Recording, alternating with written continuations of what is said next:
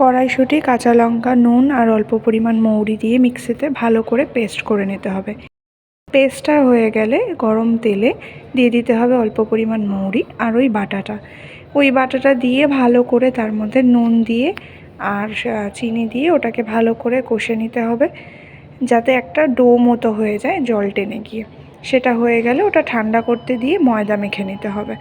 ময়দার মধ্যে নিয়ে নিতে হবে পরিমাণ মতো নুন আর পরিমাণ মতো চিনি আর সাদা তেল একটু নিয়ে ভালো করে প্রথমে ময়ান দিয়ে তারপর জল দিয়ে মেখে একটা ডো তৈরি করে সেটা থেকে লেচি করে নিতে হবে।